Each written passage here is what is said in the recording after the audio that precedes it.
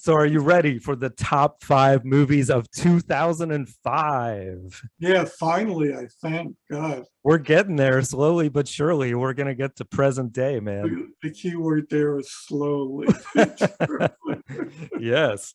This is going to be another interesting year where more than likely we'll have nothing in common, but we'll have to see.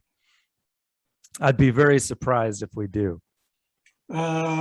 Yeah, I would. Well, no, there may be one. Okay. All right. We'll see. Well, I think you started last time, so I'll start off with one that I'm pretty sure you have not even seen.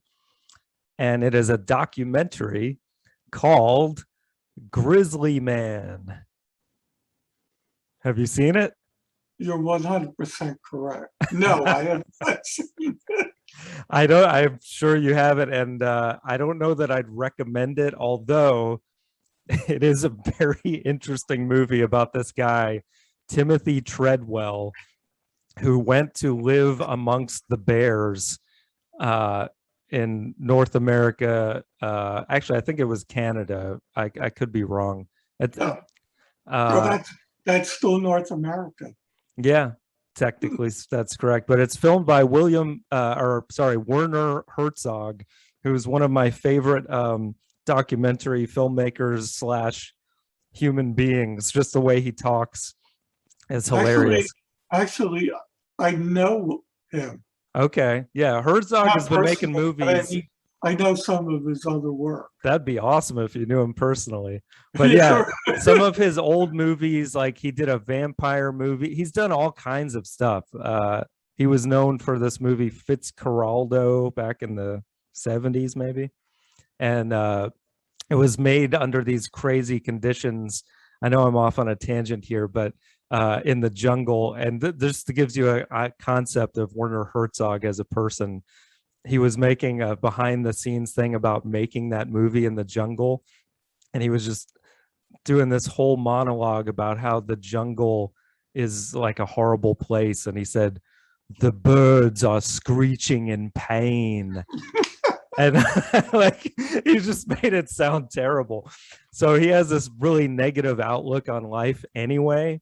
And making this movie Grizzly Man with his voice to it makes it even better, because the movie ends where Timothy Treadwell, of course, gets eaten by bears because he's stupidly hanging out with bears and he thinks that he's protecting them, which, like, this guy just had a warped sense of reality anyway. He was like this failed actor who like didn't have anything going for him, and he thought like he had this connection with the bears. What makes it a really endearing film, though, is like he had some amazing footage where he was like right next to bears and foxes and all these things. And Herzog actually like felt bad for the guy, and the way he made it kind of like a loving tribute to him, which was surprising for someone with such a dark outlook on life. So that's what made this something that I've watched several times and shared with other people. It's an interesting view. So that's my number 5. So you have no comments on that, I see. No, I got to find you back because wait a second, I lost you. Oh, did you hear me though? No. Yeah, I would. Okay. I was like looking up Herzog. Oh, okay. Of course. He was in The Mandalorian too. That's right. Yes. That I was so excited when I saw him in that, because I had no idea he was going to be in it. And I was like, oh, that's perfect, man. Yeah, he shows up in the strangest places. Yeah, it was like the client or something. Right. I think, and that's what I was trying to look up to make sure that I was right. He did a thing on, I think he did a thing on the Loch Ness Monster. Oh, really? I didn't know about that. I'll have to look that up. That but if cool. It's who I'm thinking of, he did a spoof on him finding the Loch Ness Monster. Oh, that's got to be great. He's one of those guys that, like, just the way he talks cracks me up. Like him and Christopher Walken, they could just do anything and be funny. So that's what I was trying to see if I was right, but I gotcha. All right, we'll look it up later. But what's your number 5? all right, my number 5, and this is the one I think that we might have had in common. Okay. Walk the Line. No, I don't have this actually. Oh my God. You're usually good with these musical ones. Yeah, no, I do like that one. I thought about it, but I don't know. I think at this point, these music biopics have just been done to death. Like, this was one of the good ones, though, I have to say. Yeah, this was a good one. Yeah. I mean, Joaquin Phoenix was great. Actually, the music was good. Yeah. You know, the story of his life, his drug abuse, his infidelities, yeah, you know, his prison, you know, all that stuff. I mean, it was based on 2 of his books, his own books, you know, so, but yeah, I liked it just for basically the music because I'm a big Johnny Cash fan. Yeah, Johnny Cash is great. And this is a good, if you're not into his music, a good way to be exposed to it too, because the soundtrack was really well done. And they actually really sang the songs in this one, which is unusual. You know, a lot of actors end up doing the thing where they get someone else to sing it. But Joaquin Phoenix really immersed himself in that role. And Reese Witherspoon as well was great. Yeah, she was good. Yep. And yeah, they hit all the stuff. Of course, you know, most of these music biopics end up kind of the same because I guess most artists go through their drug phase and infidelity phase and all that, and hopefully get it figured out at the end. But I love that they also included that when he's playing at the prisons, because that's my favorite Johnny Cash era. You know, the At Folsom Prison album and San Quentin, those are great. I wish it kind of went further because in his elder years, he, with Rick Rubin, produced some of the best music he ever made, actually. But you know, they would have had to age Joaquin and make him look ridiculous, probably. So, well, you know, there's still time. Yeah, sure. Yeah, they could do a sequel, I guess. But yeah, really good pick. Man, I didn't even have that for my honorable mention. That's crazy. I know. So yeah, for sure we're gonna have nothing in common now. Not now. Unless now my number 4. My number 4, I know you've seen and I know you enjoyed because you were laughing a lot when we watched this together. I think Andrea showed us both this at your house, and it's one that I've watched many times since, and it is The 40-Year-Old Virgin. No, it's not. Yeah, I didn't think you would pick it. I know. I was thinking of that as my honorable mention. Okay. But then I chose not to. Yes.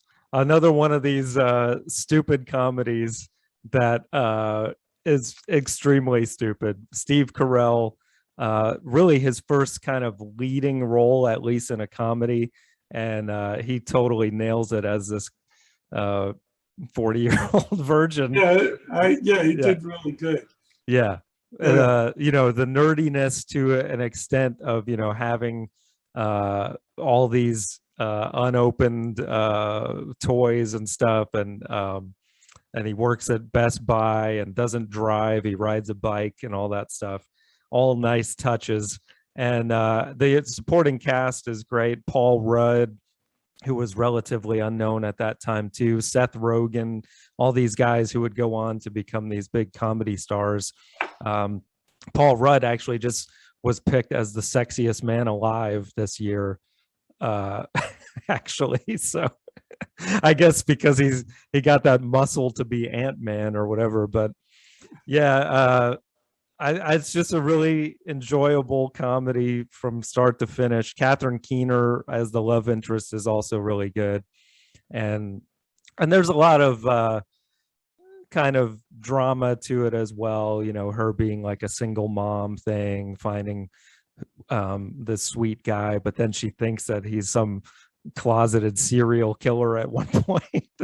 and then it's really cute at the end when they finally get to consummate their marriage, and there's like a guy cleaning the room and they're like, get the hell out of here. It's great stuff.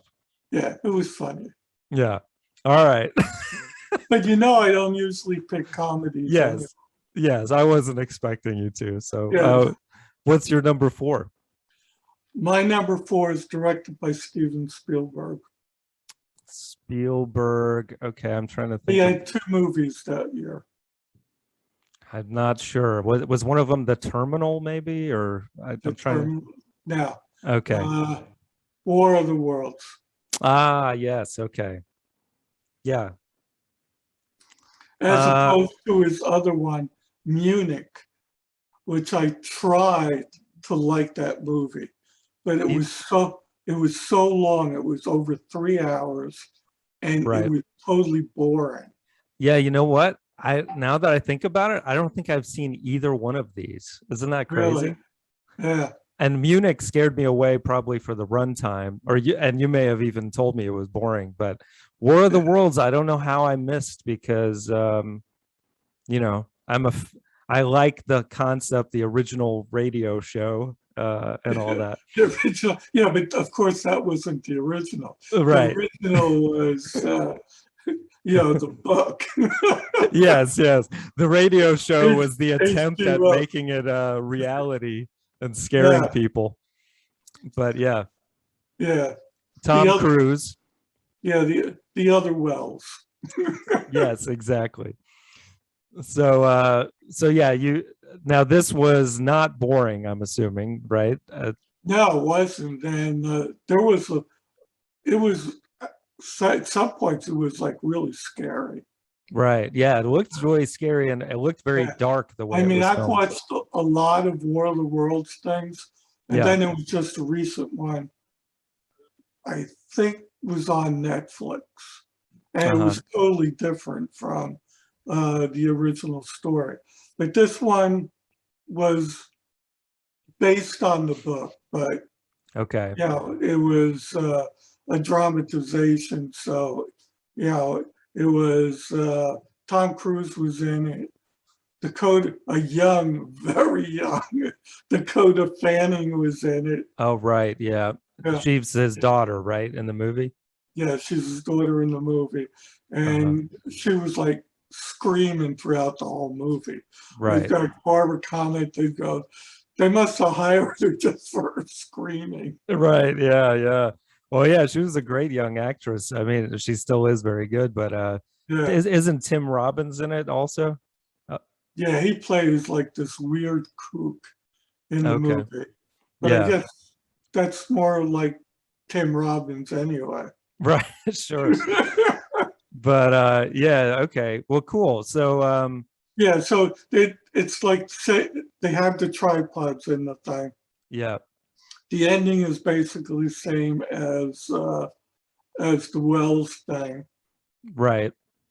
And but one of the difference is that the tripods were always here.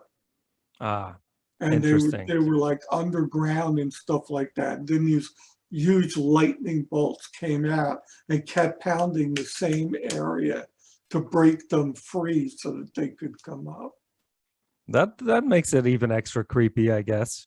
Yeah, it makes it so the ground is like rumbling, buildings are shaking, and then all of a sudden you got these things coming out of the ground. And as soon as they come out, they start vaporizing people. Nice. Well, that's something to look forward to. The things nightmares are made of.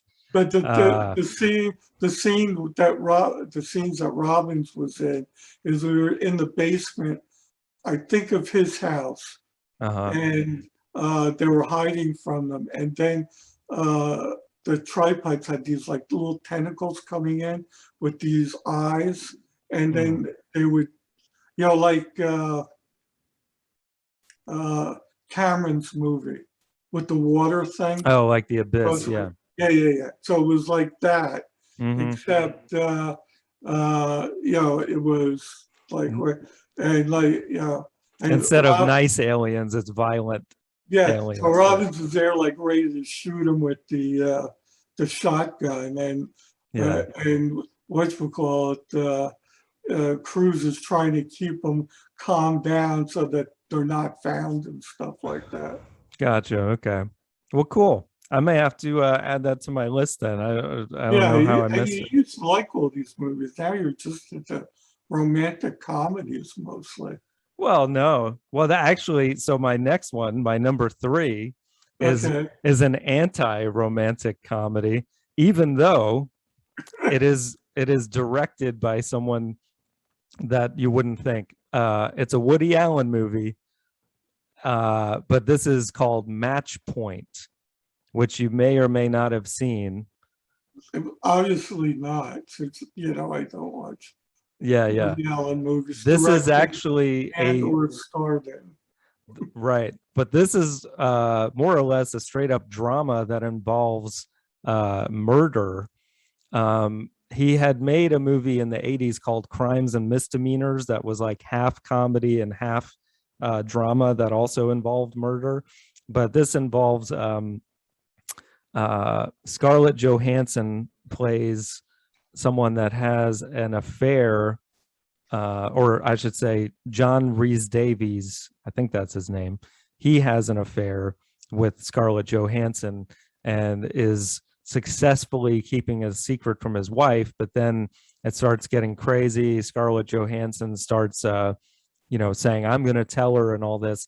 So he ends up murdering Scarlett Johansson. And No, yeah, not Scarlett. I know. Yeah, it's a crazy movie, and like you wouldn't even know that it was directed by Woody Allen because there's really not much comedy in it at all. It's a very intense murder drama that I can't spoil the ending, but it's an ending that you wouldn't really see coming. All right, what And was the name of it again? Match Point, Okay. which is a metaphor for tennis. Yeah. Yeah. Which he plays a tennis instructor in the movie. Okay. And it was filmed in England. So most of the actors in it are British, John Rhys Davies being the main one. And Brian Is it Cox John is in the Rhys movie. Davies or Jonathan Rhys Davies? Oh, yeah, maybe Jonathan. Hold on. I'll tell you in a second. But yeah, the acting is great. It's a movie I wasn't expecting to get sucked into, but I did. I was confusing John Rhys Davies, who's the what's his name from The dwarf in yes. It's Jonathan Rhys Meyers is his name.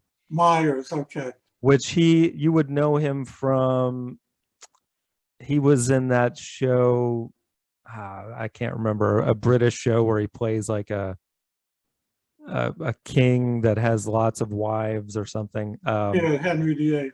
That's right. Yeah. Yes. Oh, how many kings do you know that has a lot? Yes. That's great. So anyway, add it to your list. You'll like it.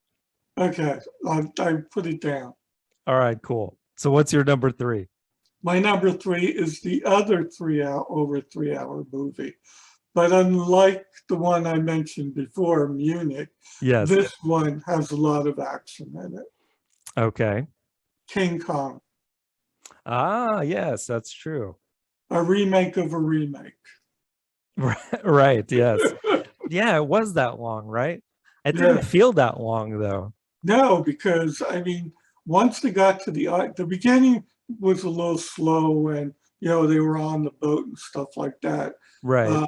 But once she got kidnapped and was and they were on the island, then it was like action packed right after the other. Yeah, nonstop. And then, there was all these prehistoric creatures, giant bugs, giant bats, dinosaurs, and of course Kong. Of course. And Yeah. Peter Jackson did a good job. Of course, at this point, he was a pro using all the CGI effects and everything. Yeah. From Lord So of the he Rings. did a really good job. Obviously, Naomi Watts plays King Kong's love. Yep. Yeah. Yep. She was good. Jack Black is actually in this. Jack Black was good as the producer, director, making this movie. And Adrian Brody was the writer. That's right. He had a crush on Naomi Watts also. Yep. Yeah, Brody was good. I think, doesn't Jack Black get to say the final famous line in this one? Yeah, Jack Black says the famous line and stuff. Yeah. Beauty that killed the beast. Yes. Yeah. But she's like there dancing, for Kong and stuff like that. There was a really nice scene too that he added in with the when they're on the ice in the park. In the park in Central Park. Right. Yeah, that was memorable too. But I mean, of course, the original that was after too. Brooke at the theater, and he's looking for. She was Kong's, calming force. Exactly. Yeah. And that was like a really, really nice touch. That ice skate, the ice in the park scene. Yeah, exactly. I just realized King Kong is kind of a good metaphor for all male-female relationships. They help us get through life, but then in the end they kill us.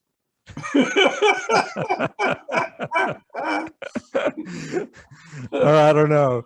Maybe, I don't know if that's what they had in mind. But I mean, you figure out in most relationships, male-female married relationship, the guy always dies before the woman. That's true. Yes. Yeah. Not always being shot down off of a building, but no, not really.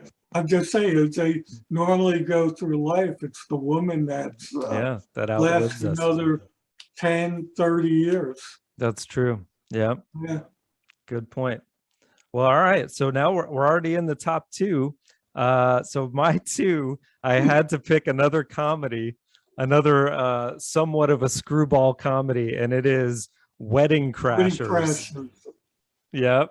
I knew you were going to pick that one. I just figured it'd be lower, further down. No, this one, it gets better every time I see it, man. Vince Vaughn and Owen Wilson, who I wasn't expecting to be a comedy duo. It seemed a little weird at first, but they really have good chemistry together as these two guys that go to weddings where they don't know anybody, and their whole goal is to just bed some women that they know are in a romantic mood because they're at a wedding. And they're successful at this scheme for the longest time until, like any good romantic comedy, Owen Wilson starts falling for one of them, who is played, of course, by her name eludes me at this very moment, but she's in all kinds of stuff. She was in The Notebook. Rachel McAdams, who is, of course, lovely, and she has some good comedy chops as well. Bradley Cooper is in this, who was not as known at the time, but he plays the jerk fiance that he's very funny in it also. There's all kinds of good cameos. The rest of the family, of course, Christopher Walken plays the father of Rachel McAdams. He's great, and the rest of the family is so crazy. They spend half the movie at their summer house, and hijinks ensue with the wife and the brother, and even the priest. It's just greatness from start to finish. And then the best cameo of them all, Will Ferrell, towards the end of the movie, who's a funeral crasher, taking it to the next level. It's just great. So there you have it. You've seen this one, right? Yes, I have. And actually, it was a good movie. It was a fun movie. Yeah. I wish they would do a sequel, The Funeral Crashers. That would be great.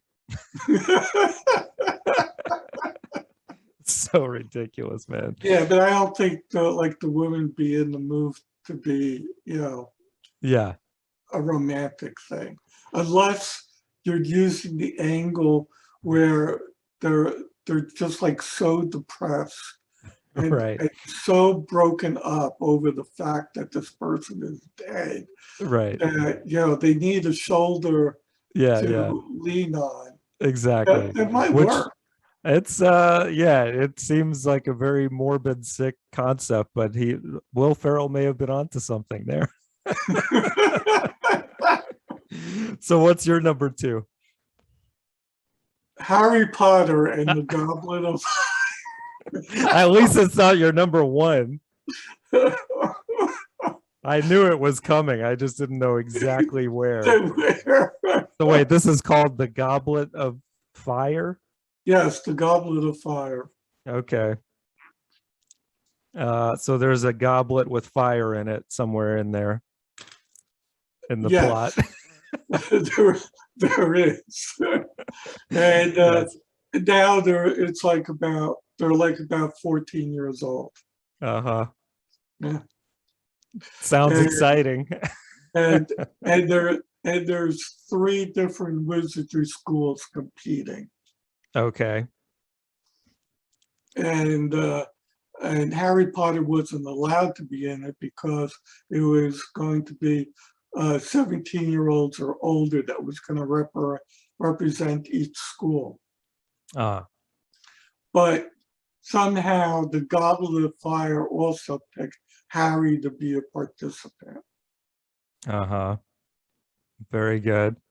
So this one you don't like as much as the one from the year before, it sounds like, because that was your number I think one, the year right? before I had it as number 2 also. Oh, okay. I don't recall, but yeah. Yeah. But this one is still top Yes, quality. I actually believe it was the highest grossing film of that year. Okay. Of 2005. So a lot of people paid money to see this movie. No thanks to me, though. Yeah, actually it grossed 895 million. Wow. Yeah, that's pretty wild. That's surprising because I mean, I know kids' movies make a lot, but I guess technically a lot of adults get into this as well. Yeah, it is. It's like it's one of these movies that you can watch with your kid, and it's almost like the cartoon movies that come out, like the Pixar's, yeah. Kids. Yeah, the Pixar movies. They're kid movies, but they're really made for adults. Oh yeah, yeah. As we get closer to present day, you'll see a lot of Pixar stuff on my list because those I do get into. I mean, like, my favorite ones are the Minions. Right. Yeah, I love those little yellow things.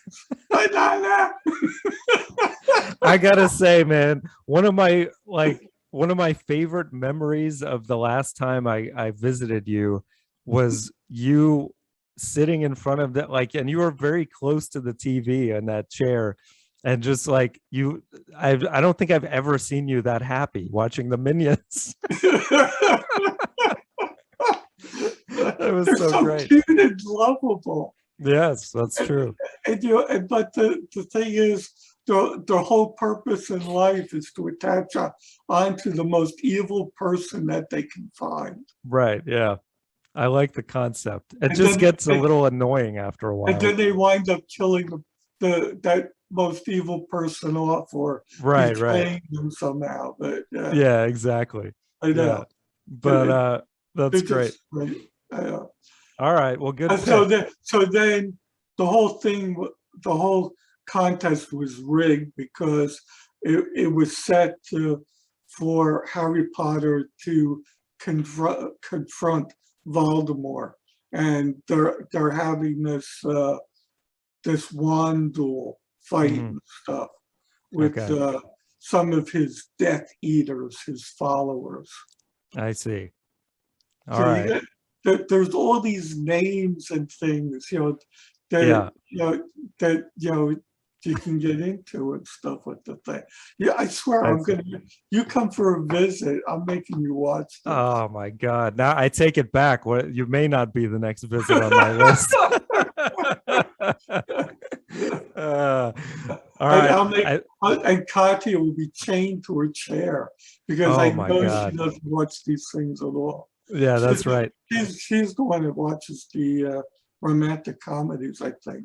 I actually, the other day, I wanted to see if it was as stupid as I remembered. I put the Three Amigos on.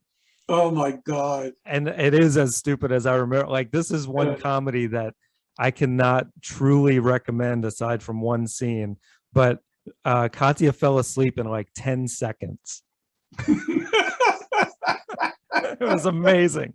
So anyway, but yeah, if you make me watch Harry Potter, I'll make you watch the new Beatles documentary that Peter Jackson directed. That's like 6 hours long. It comes out next week. Probably. Oh yeah, I'm sure you would dig it. Actually, it comes out. Do you have Disney Plus? No, but yeah. I mean, there's a way to find it, I'm sure. Anyway, but yeah, we're gonna watch that on Thanksgiving with Ian. He has a Disney account. Yeah, it's a Disney account. Yep. So it's actually, I'm trying to remember if because Xfinity has got a thing from I think the 27th to the 29th, where they're allowing you to see a lot of their premium channels for free. Oh, cool. So if Disney Plus is on that, then I'll be able to watch it. All right, cool. But yeah, that looks amazing. Yeah. So, all right, well, cool. Well, number one, I have no idea what yours is, but mine is a movie that I know we watched together, and I think you enjoyed it, even though it's kind of like I would call it like a dark comedy.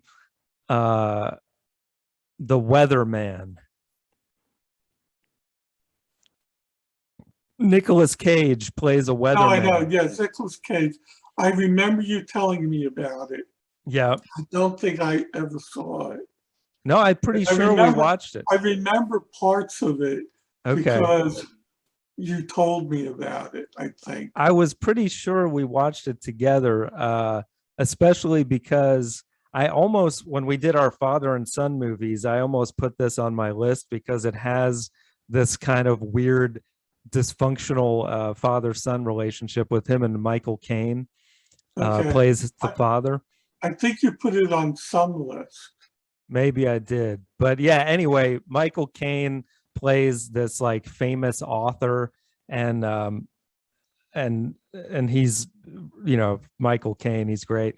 But Nicolas Cage plays a weatherman who's going through a rough patch in his life. He's going through a divorce essentially, and his career is kind of on the verge of maybe getting better, maybe not, but he sees himself as, he even, like, when he describes himself as a weatherman, he says, I just talk about the wind. I'm not predicting anything. It changes all the time. Like, so he looks down on himself, and he wishes he was like, he tries to write a book himself to follow in his father's footsteps.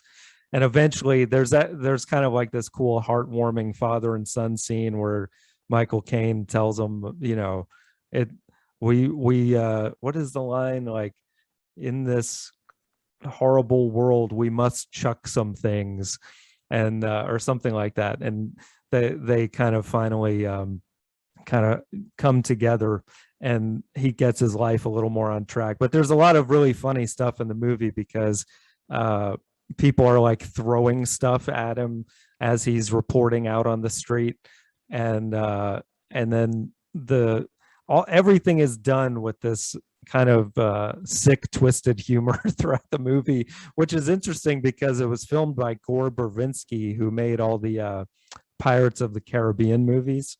So it's not the kind of movie you would think he would make, but I think he knocked it out of the park. Like, it's a really underrated gem of a movie that, Nicolas Cage can be kind of all over the map as far as movies being great or sucking. and this is one that I think was really great.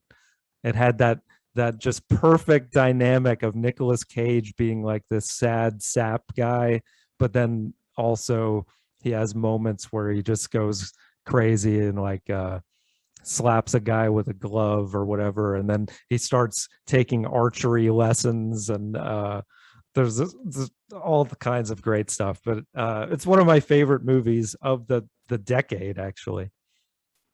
So there you have it. Maybe that's where you said it was in the movies of the decade, the 1990s. Perhaps, but yeah, I don't know. But what's your number one? My number one. You said Michael Caine was in that movie? Yeah, he played the dad. Okay. And Michael Caine is in this movie. Ah, and He plays the butler. okay. Yep. Makes perfect sense. Batman Begins. Yes, I almost put this as my honorable mention. Really? Because I really do enjoy it. Yeah. This is the definitive Batman. Yeah. Yeah. So far. They're going to do another one soon. Well, yeah, that's right. It's coming out sometime this year, right? Or is it? I think it's pushed to next year now, but yeah. The next year. Yeah, Christian Bale is playing Batman, and he was actually really good. Yeah. Not only as Batman, but he was also good as Bruce Wayne also. Yes, and this was really, I would say, the definitive like backstory of Batman too. Yeah, there was a lot of flashbacks, which Christopher Nolan did like really good, the way that he put the thing, in and stuff. Yeah. But this was the Batman that everybody knows from the comic books, the dark Batman. Exactly. Yeah. I mean, Tim Burton did a good job for what, he did in the 80s. And of course, Nicholson was like the real, who really shined in that.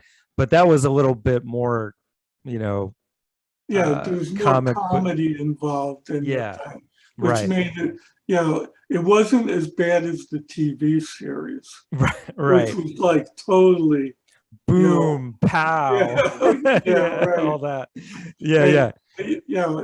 and Batman with the belly like mine, yeah, exactly. But yeah, this one, they took it very seriously, and I think really started off what now has become just too many Marvel movies and all that. This, of course, is DC Comics, but right, this is DC, and I don't think any of the Avenger type things compare with this movie. Yeah, and I actually like Batman Begins more than The Dark Knight, even though a lot of people think that's like the best ever.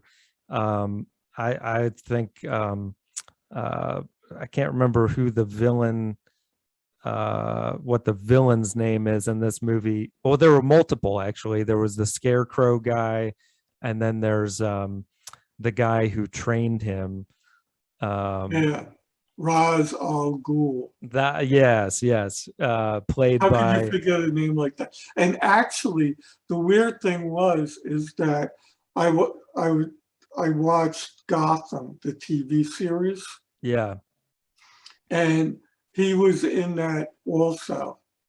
Oh, okay. Ra's al Ghul, and the guy that the psychiatrist guy, right, was in both the TV series Gotham and in this movie, and I didn't realize it until I rewatched Batman again.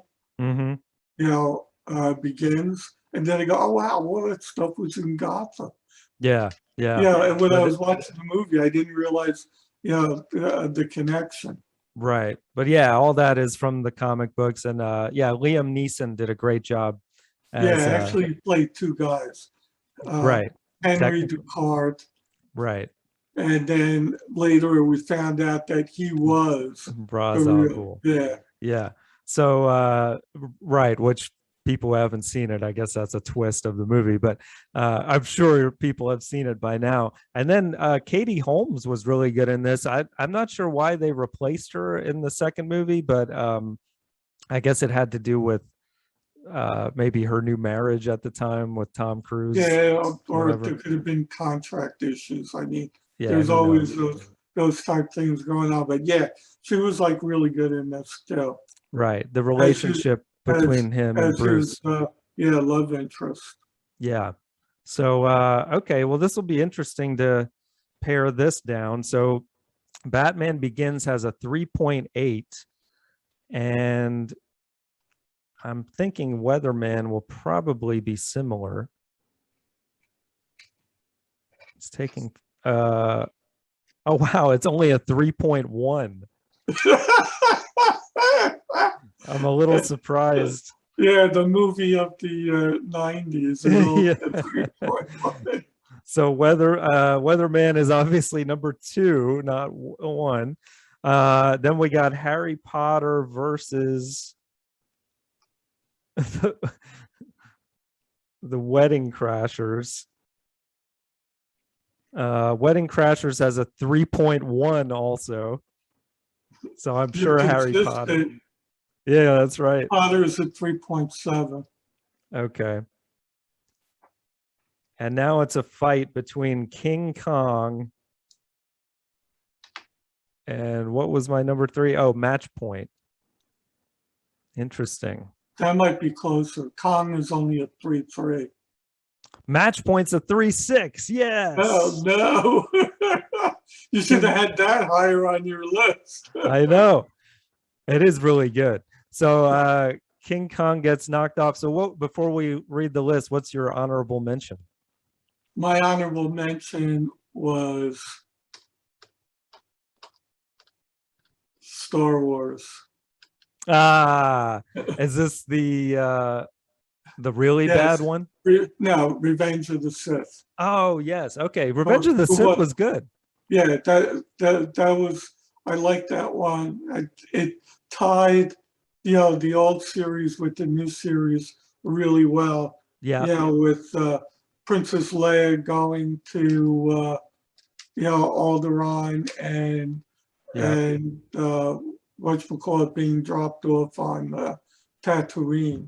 Right. And they didn't skimp on the darkness of this one. They really went for it when Obi-Wan like basically takes some limbs off of him and leaves him for dead to Anakin. So it took off his legs. Damaged his legs, and then he was like crippled, and then like the lava came up and destroyed the rest of his legs. Yeah. The only thing is Lucas ruined it when he added in, I think after the fact, when he becomes Darth Vader and the Emperor tells him what happened to his to Padme, and then he goes, no, and it's so stupid. But because he was conned. Right. Yeah. Exactly. Basically by the Emperor. Right. And, it's what it is. But yeah, I mean, it's still, out of the 3 prequels, probably the best one. Yes, definitely. So I mean, the first one wasn't really that bad.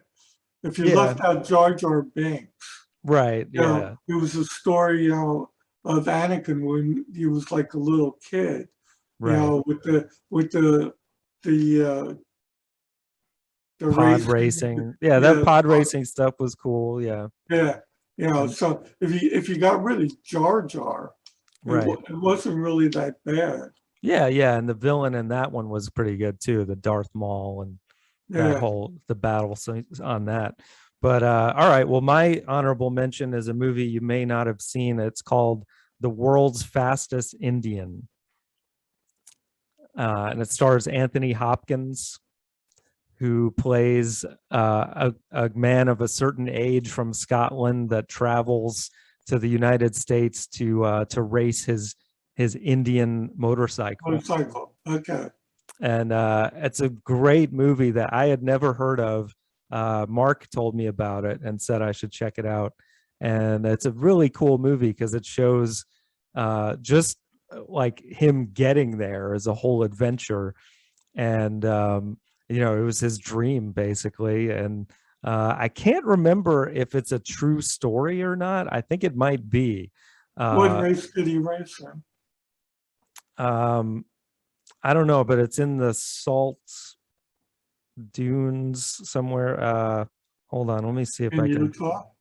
I think so. The Salt Flats? Yes. World's fastest Indian. Let me see if I can find if it summarizes. Oh, yeah, okay. It is the life story. Oh, and I had it wrong. Not a Scottish guy, New Zealander, Burt Munro, who spent years building a 1920 Indian motorcycle. So he built it himself, and then a bike which helped him set the land speed world record at Utah's Bonneville Salt Flats in 1967. So Wow. yeah, it's a really cool movie. What's And it? The Fastest Indian? What's the name of it? the world's fastest Indian, and it's Anthony Hopkins, I think, in one of his best roles, and that's saying something because that guy's good in everything. So yeah, you got to check that one out. It's one of those movies that really went under the radar, but Yeah, I never great. heard of it. Yeah. So I think it might have, or maybe he was nominated, or it had at least one nomination for something. So all right, cool. Bless you. All right, so let's now read the top 5 favorite movies of 2005. At number 5, Match Point. At number 4, The Weatherman. At number 3, Harry Potter and the Goblet of Fire. Oh, wait a minute. We got to start over. I wrote Weatherman twice. Oh, wait a second. I meant Wedding Crashers at number 4. Okay, here we go. At number 5, Match Point. At number 4, Wedding Crashers. At number 3, Harry Potter and the Goblet of Fire. At number 2, The Weatherman. And at number 1, Batman Begins. Yeah. Yes. I was like, how the hell did Weatherman get so low? I can't trust my own writing. So, all right, good list. So we'll see you on the next one for 2006. Slowly but surely. And I'll see you then. Love you. Love you too. All right, bye.